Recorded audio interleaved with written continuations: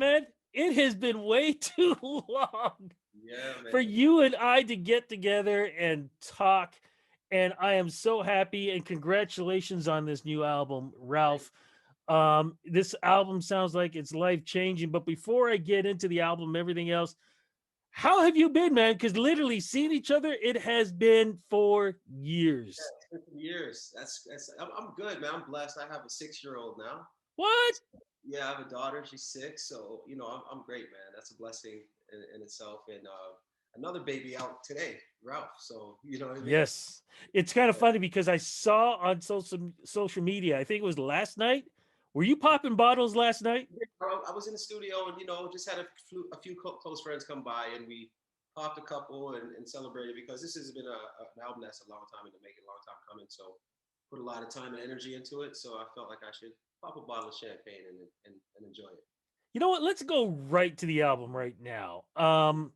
Because as you said, this has been like, what was it, a 4 or 5 year journey in creating all of this? Yeah, well, the oldest song on the album is "Feel Like a Woman," and I hooked up with it's actually his name's Rudy as well. Hooked up with Rudy, and he had this song. We did this song about 7 years ago. So the oldest song is about seven, almost eight, going on 8 years old. So I would say the Wow. journey started there because I've been working on this project since that time, and I put out a couple of EPs in the mean between time, but this has been that one for me that I've put the extra time in and took my time with it and really wanted to put a piece of work together that showed my growth. Well, then what was your headspace when you first created that song? Because as you just said, and again, congratulations on being a dad. You have a 6 year old. So Mm-hmm. this was like a year before her being born. So how was your mindset changing throughout that time from creating this song, fatherhood, the music scene changing to where we are now today? Yeah, it was quite a journey because I kind of had a hiatus when streaming became a big thing. After the 2013 or so, I was kind of away from the music world, and so I took time to spend time with my daughter, and as well like knew that like when I was working on this project, I knew that this was going to be coming long after she was born, but I wanted to take the time to grow a little bit and spend time in the studio and learning more about the production side of things. And I had some great people involved with this, so my headspace was always focused on this album. And that's the reason I put out a couple projects, a couple of projects before that, knowing I was coming. I had most of the work done for this album before I even started creating the other projects that I put out. So my headspace has always been focusing on this and her, and making this a special one. So it's been great. I've been really creative, late nights, early mornings, but it's paying off. The work's out now, so I had a little bit of a relief, a little lift off my shoulders because it's been a while in the making. So I'm excited for it. With the changing of the music scene the way it has literally in the last 6 7 years, was there any thought to how you were going to musically put this together? Because it's kind of funny when you look at right now today, you've got certain artists who are now doing the R&B flavor that you are so famous for. But Mm. during that time when you were doing this, maybe one or two have popped up, but really it was a completely different sound. Did that affect in any way in how you were going to create this?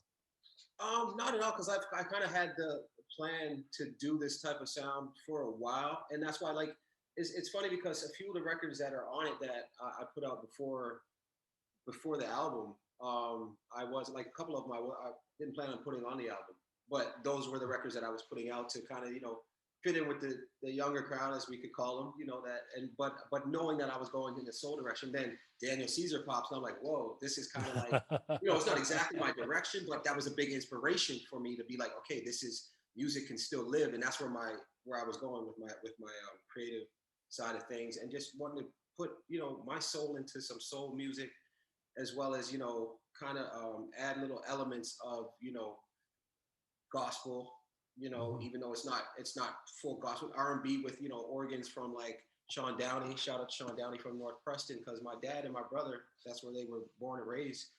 And they always like, when I had some success, they're like, man, when are you gonna do a gospel song, Jordan? Like when so I didn't really go full gospel, but I put some elements in there. So I just felt like I took my time, and I feel like there's a nice synergy going towards it, and I have, like I said, I had great people involved, like Sebastian Cole, who's an amazing songwriter. He just won a Grammy with the John Legend album, and he really he kind of started. He put the core together, you know, of that sound. Me and him, we did about 30 records. We worked pretty closely for a while during that time of being away from the game, where I had to, you know, go through contractual things and lawyers and getting out of, you know, contracts. That's why I wasn't putting out music for a couple of years, you know. So it was good. It was a blessing in disguise for me to have that time to really sit back. And then my daughter was born, to sit back and focus on, okay, like what am I going to do with this music? I know I'm never going to stop doing it, but let me put my best foot forward at this point in my life.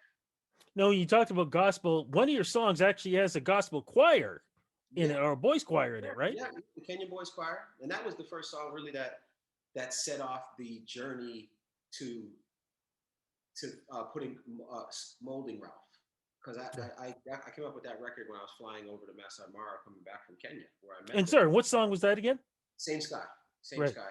So this is when I met them over in Kenya, and it was just, the trip there was very life changing, and being connected with those guys, and having I was in Kenya, and they surprised me and sang "Can't Choose," and I had no idea. I thought I was coming to see a, boys choir, and all of a sudden they're singing. I'm like, yo, they're singing my song. So we connected, and that trip was really really good for me, and that I had that title, and the guy was Sebastian, and then that's when we started really molding Ralph together, and he was getting to know me, and then he comes from a gospel world as well, from Alabama, and he, me telling him that same story about my pops and my brother, he was like, oh, okay, I know what to do. Let's go.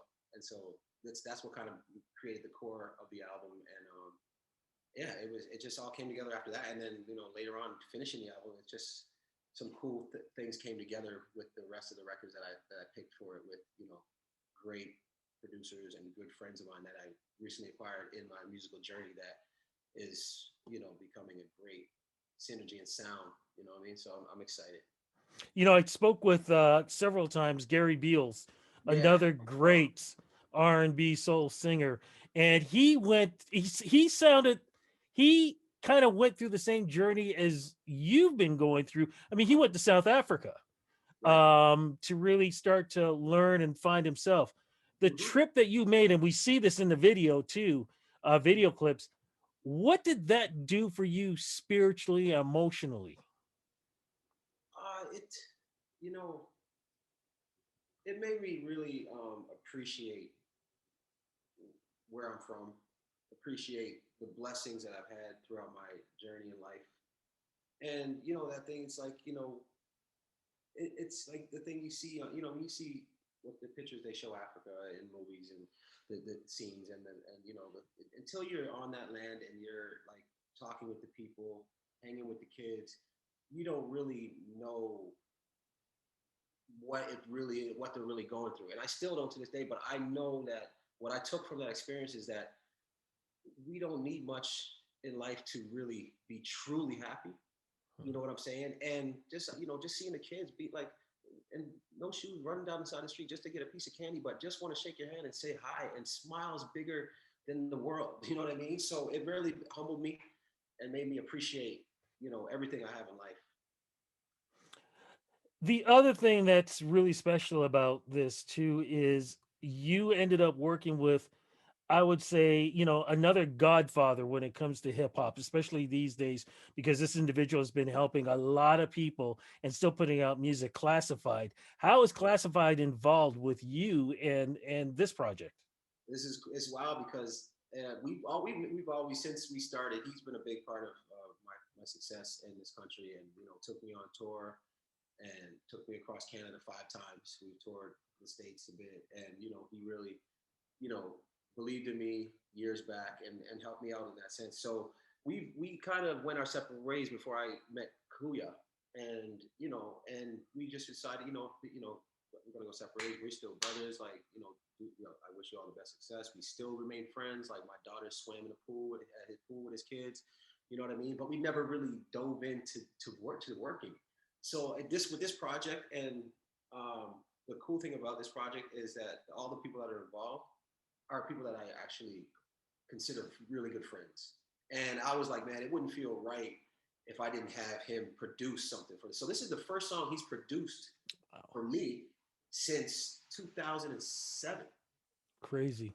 So it's like full, like, you know what I mean, full circle. And the record that we put together with Owen Sound, it was called Pair of Wings. So I had Notes is the guy that originally wrote that song, and he was sitting on the vault. And when I was finishing the album, I'm like, what am I not saying? What am I not talking about? And he had that. I'm like, yo, Notes, what are you doing with that song? They're like, I got an idea. And he's like, no, I don't know. I don't know. And he's like, I'm like, bro, I got an idea. So I was like, took it to class. We took it. We brought Owen Sound out. You can, this is a guy that produces with him, a great songwriter, singer, good friend of mine who's from Toronto but lives in Halifax. So we got together, and it was just like, yes, it was like back in 2000. I mean, it's just like, the vibe was there, and the song came out great. So it was really nice to get to work with him again. And I know we're gonna do a lot more in the future. But it was nice to have these guys like him, Kuya still being a part of this album, and having Jazz Feezy, good friend of mine, and Rudy, like I mentioned, and from Miami. A lot of people that are on this, even like Milos, Don Mills, a lot of people that I consider friends that have been a part of my musical journey since those days when we had a good run with the Like Magic and You Can Have It All. Those same people that are part of this project now, and the people that I really hold close to me in the industry as friends and collaborators. So, What's the single out right now? Missing Us. And It's go just back and go back again. What is the story behind the single? the story behind the single. It's a cool one because I'll be honest with you, Rudy. I was stuck on one girl for a long time. One woman. She came into my life, and we just kind of went our separate ways when I decided to stop commuting to Toronto and make the big jump and move up to the city. We just kind of faded away, and I never really got over her. And it's kind of the reason why my relationships weren't really working. But doing this song, and I wrote it with Jensen Vaughn from Halifax. Was from Dartmouth. But doing this song, the point of the song was to get that off my chest and to hopefully one day put it out and release that energy so that I could love someone a little bit better than I had put forward my best foot forward in the relationship. But now I'm in a good space, in a good place. So that was kind of like the therapeutic move for me to put that out and just to let the world know that I had someone, but I can talk about missing them and still move on from that and not hold on to that luggage and like, what if, or type of thing. So it was just like a release to let go and then give my partner the best of me instead of still having back in my mind like still feeling the same certain way about a certain woman. I See, still that's true honesty, and that's one of the things that. And again, no disrespect to the artists today, I don't hear enough of that type of honesty. And to me, that's the difference between the, if I can use the term, old school R&B to what's going on now. Um, you talked about how it made you feel and everything else. I'm curious, the person who the story is about, has she heard it and commented to you on it? she texts me like we don't really talk like that. Mhm. She's married with kids, and we keep it respectful. But she texts me. She's like, "I like the new song," and I'm like, "Thank you very much."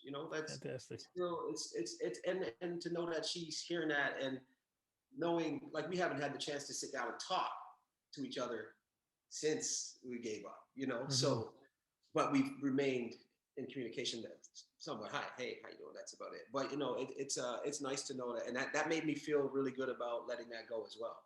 Like, thank you. Not like I miss you. Hear the song saying that, but thank you for being a part of that journey and giving me that inspiration to be able to write these type of songs. People need to understand that sometimes people who come into your life, they're only there for the chapter, not the whole story, as That's I've right. learned myself too. And believe me, what you've been through, I've been through myself too. A lot of people are going through a lot of things. And just recently, you were part of a collaboration that included the true Godfather, Maestro Fresh West. Talk Sure. about that collaboration, because this collaboration is really about awareness and saving lives. Right, right. That's the Godfather Maestro. He is like and that's kind of crazy. It's wild that we were just talking about my ex and then Maestro because I remember like him being in Halifax around those times when I was with her way back then when we were on tour with class and stuff. And it's like just kind of nostalgic for me. But hit no that came up, man. Dub J, shout out to Dub J. Um, he called me up, him and Peter Jackson, and they're like, "Yo, we got an idea for a song." And this was like shortly after my really close and dear friend of mine was murdered. There was the general in the city. So he hit me up. He's like, "Man, listen, I want to do something, to make a difference. I have a song. I want, Maestro picked the beat, and he's like, I want to talk about, all this senseless violence that's going on in this city in Toronto." So I was up for it because I've lost too many friends to senseless gun violence and just violence in general. So I was up for it. He's like, he wanted to make a movement or make a record to try to, speak on that. And I got the record that day, and I was on my way to the studio, and like it took me like 5 6 minutes to write this chorus. It was really quick because it was something that was so like dear to me. Like I didn't even have to think about it; just pour it out of me. And so yeah, he got the hook. He sent it back to the guys, and then everybody just their verses just started coming in quick.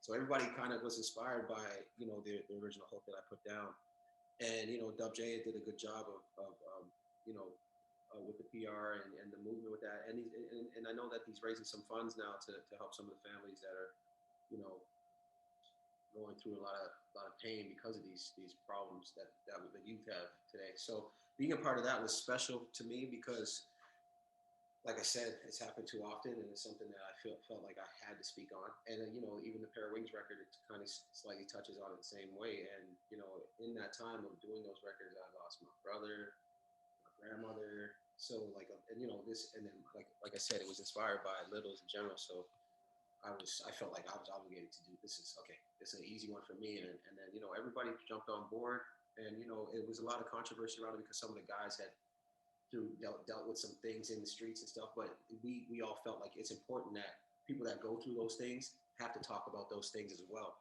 to really get the point across. You know what I'm saying? So and then like Maestro says, Godfather, it's like 5 generations of artists on that record, like 4 or 5 generations. You know what I mean? So that's I think that was important. That's what Dub was trying to do, and the record did really well, and I was really proud of it, man. And it really I seen like a lot of people commenting on it, and even some like guys that in the streets that they're like, yeah, you guys, yeah, thank you, because this is Jelly Stone was talking about the OGs trying to fix the hood, and Ronnie's talking about what the OGs ain't telling the kid, changing the ways, right? So it was like a little back and forth thing where it's like you can see that little bit of tension within the record, which Hmm. was dope because it's like, yo, we upset about this. This is a thing. Like, where a lot of people are like losing their lives out here, and it was like at that time it was I think we were like 389 or 90 shootings in Toronto at that time, like something unheard of. And I know it went skyrocketed after that. So it was just like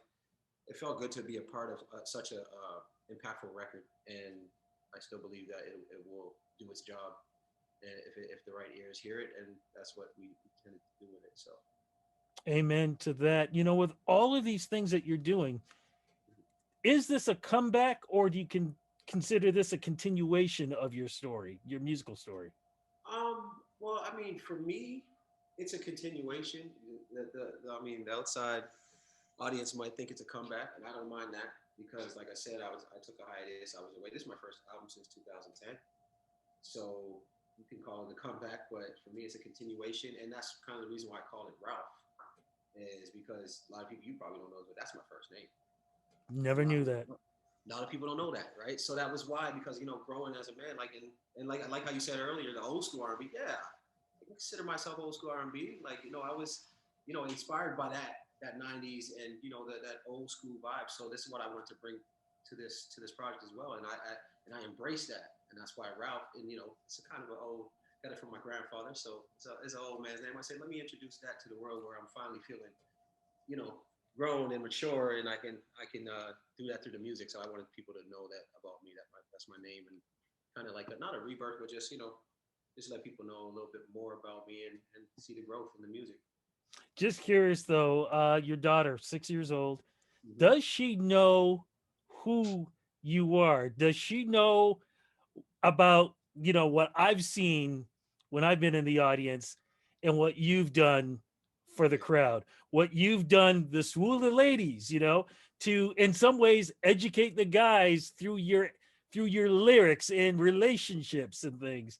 And the way you give back, which I want to let people know, I can remember when I needed some artists to help perform at a school to help raise money for a basketball team that wasn't going to be able to travel or anything. You were one of those artists that jumped in and you did it. Not only did we raise the money, but that team actually ended up winning the tournament.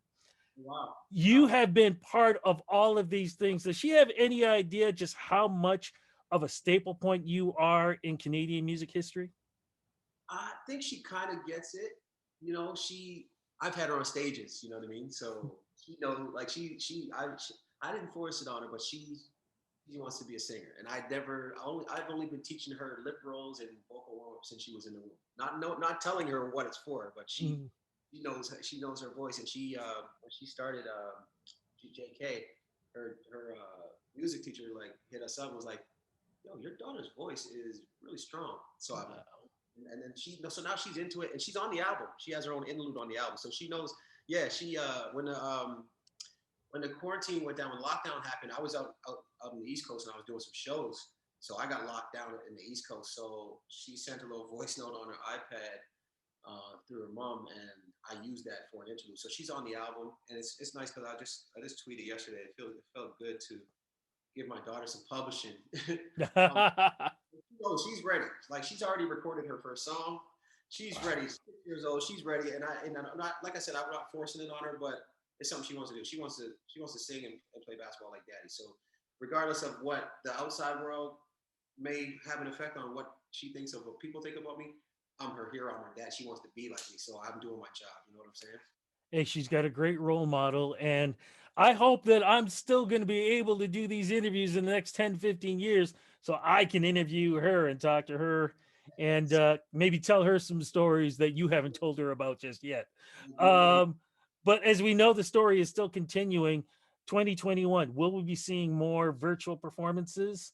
You know what? Could there even be some surprise tracks that you could be dropping for us? Oh, yeah, I have a couple projects. I'm not going to slow down. Like I'm in the, I'm independent. I have a good team, that's with me that let me do what I want to do, and I'm just, I got records already in the vault, ready to go, working on numerous projects. So no slowing down. But I've been thinking about doing a virtual show, and maybe do it in NFT or something like that. That new NFT thing that they got going on. Yeah, Thinking yeah, about yeah. which ways I can like capitalize in that part of the the business side of things. But definitely I got to shoot a few more videos. I was thinking around that I might do a virtual little performance during those video times and like just capitalize on the time we're in the building for 10 hours. Let's take an hour to jam out and Mhm. film it. Maybe do that because I haven't. I mean, it's been a while since I've done show. I did do a show out east. I got called to do the New Year's Eve show at the Metro Center. Well, Scotiabank Center now, but I Mhm. got called. So that felt good to be on stage, and I was on stage with Owen, and my boy RS Smooth out there, and Notes. So that was nice. But I think it might be a little while before that happens again. So definitely got to set that virtual show up and let the people know Ralph is back. Amazing. As we wrap this up, longevity has definitely been blessed for you and with you. What advice can you give artists today that hopefully they will have that type of longevity that you've been able to have? And yet, you know what? It's funny. It's like this. It never changes. It's just like, yo, if you love something, just do it. Yes. You know what I'm saying? If you're committed to it, the time you put in is the results you're going to get out and the success you'll have. And it's if you love it, do it. You have to be passionate about something. And this, I knew at an early age, like I knew that I was going to be doing this one day, and that's why I committed. I've already went through the whole the ups and downs financially, and I've already prepared myself for that. And I know that that's a part of the road, but I'm going to do this forever. So if it's something you love, don't stop doing it. Keep on going because like you know what I mean, like being away from the game for a minute and being able to come back with the best work to date for me, it was a big weight off my shoulders, you know what I'm saying? So just do it. Just don't make excuses. Don't waste time because that's the one thing we can't get back. So use your time wisely, and if it's something you love, whatever it is, just continue to do it. Do you speak the truth? Last question is a question I've never asked you before. All right. Social media, where do we go to follow you? JRDN music. I know. That's funny, right? Yeah, Never JRDN. asked you that.